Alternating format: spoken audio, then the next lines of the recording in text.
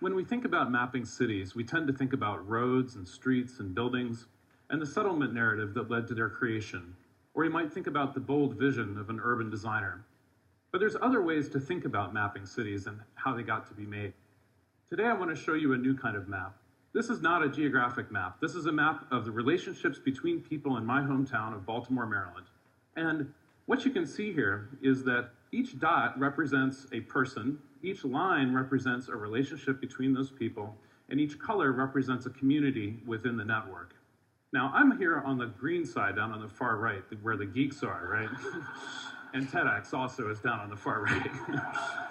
Now, on the very far side of the other side of the network, you tend to have primarily African American and Latino folks who are really concerned about somewhat different things than the geeks are.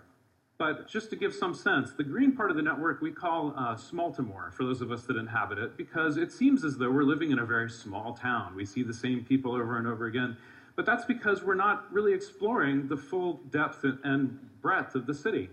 On the other end of the network, you have folks who are interested in things like hip-hop music, and they even identify with living in the DC, Maryland, Virginia area over, say, the Baltimore city designation proper.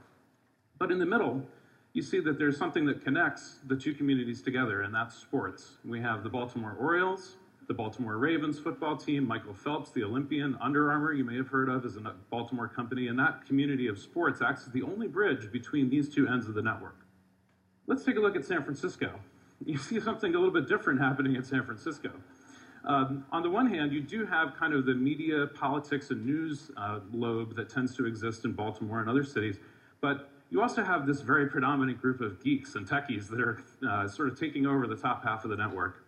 And there's even a group that's so distinct and clear that we can identify it as Twitter employees next to the geeks. We're in between the gamers and the geeks, at the opposite end of the hip-hop spectrum. So you can see, though, that the tensions that we've heard about in San Francisco and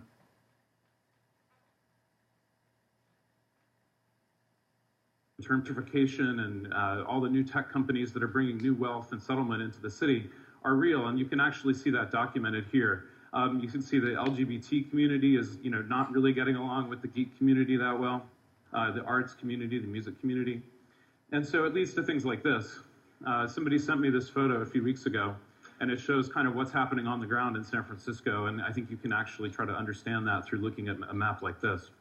Let's take a look at Rio de Janeiro. I spent the last few weeks gathering data about Rio. One of the things that stood out to me about this city is that everything's really kind of mixed up. It's a very heterogeneous city in a way that Baltimore or San Francisco is not. You still have kind of the lobe of people involved with government, newspapers, politics, columnists. TEDx Rio is down on the lower right next to bloggers and writers. But then you also have this tremendous diversity of people that are interested in different kinds of music. Even Justin Bieber fans are represented here. Other boy bands, country singers, gospel music, funk and rap and stand-up comedy. And there's even like a whole section around drugs and jokes. How cool is that? And then the Flamengo football team is also represented here. So you have that same kind of spread of sports and civics and the arts and music, but it's represented in a very different way. And I think that, kind of maybe fits with our understanding of Rio as being a very multicultural, musically diverse city.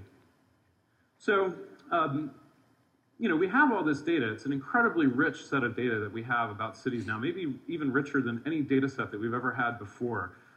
So what can we do with it? Well, I think the first thing that we can try to understand is that segregation is a social construct. It's something that we choose to do, and we could choose not to do it.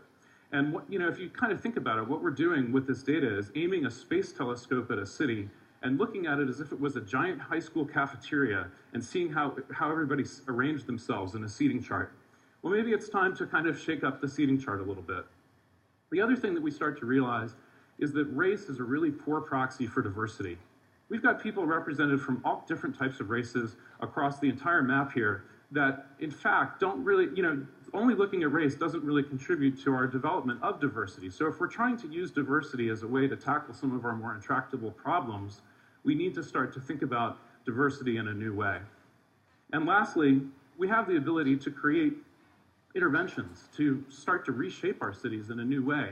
And I believe that if we have that capability, we may even bear some responsibility to do so. So what is a city? I think some might say that it's a geographical area or a collection of streets and buildings. But I believe that a city is the sum of the relationships of the people that live there.